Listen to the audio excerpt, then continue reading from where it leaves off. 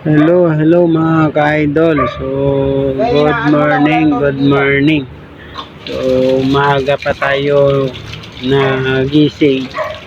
So, pumunta ako sa labasan at bumili ng ito nga, yung iihaw na isda. Yan, ito ang atin ihawin. Ito na nga, hinuhugasan ko. Kasi, namimiss ko ng inihaw na isda. So, ito'y tamban siya. So, ang gagawin ko, anuhan ko lang siya ng yung ipagpag ko lang yung hasang niya, linisin ko lang. Tapos yung hindi ko na siya kaliskisan. Pagkatapos to hugas, yung magpapaano tayo, magpabaga. Oh no! Linisin lang natin siya. Pagkatapos natin linis siya, ay lagyan natin siya ng asin lang ilalagay natin dyan. Tapos yun lang, yan, tapos na natin hugas. Ayan na po, tapos na nahugas. So lagyan na natin ng asin. Ayan, no? Lagyan na natin asin. Pagkatapos ay imikos-mikos na natin yan. Ayan, no?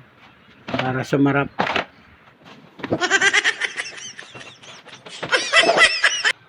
Ito na nga mga idol. So nagpabaga na tayo ng uling. So ayan, bumabaga na.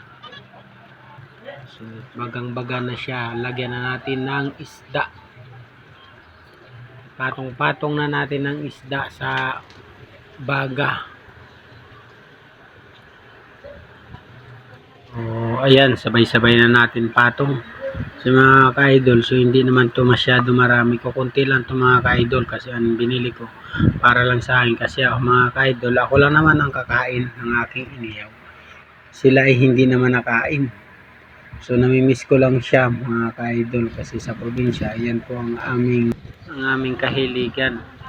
Mag-iihaw kami sa tabi ng abuhan mga ka-idol. Sa probinsya kasi mga ka-idol, kapag kami nag-iihaw, sa gilid lang ng abuhan mga ka-idol yung sinasaingan namin. So, kaya hindi pa po yung kahoy ang aming panggatong noon mga ka-idol. So, kawayan pa. So, pinapagalitan pa kami mag-ihaw kasi namamatay ang baga. Namamatay yung apoy kasi may sinaing pa. So, ang sinaing kapag ihawan namin na mamatay yung apoy, naghihilaw ang sinaing namin, so nagagalit ang aming mga magulang. Oh no!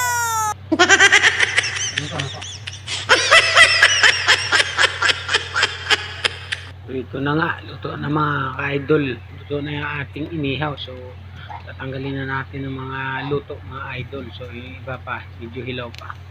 So ayan, yung luto ng mga ka-idol ay kinuha ko na. Medyo hilaw pa yung iba kaya iniwan ko. Okay, dahil may luto na tayo mga ka-idol, kakain na tayo. So kumuha na rin akong kanin. Ito na mga ka-idol yung aking kanin. So baho pa nga ito mga ka-idol, pero sabi ko masarap yan para sa inihaw na linuto. So mas masarap mga ka-idol. So yung dala-dala kong kanin mga ka-idol, kasama na yung sausawan dahil sa gilid lang. Yun nga, sa gilid lang ako ng kalsada kakain mga ka-idol. Ayan. Pinatong ko na rin sa aking plato ang sausawan mga ka-idol. So ang sarap ng kain ko dyan mga ka-idol. So ang aking kanin mga ka-idol, yun ay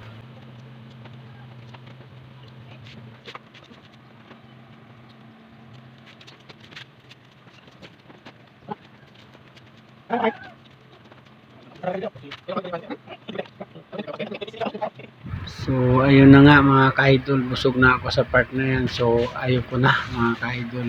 Bye bye, thank you for watching.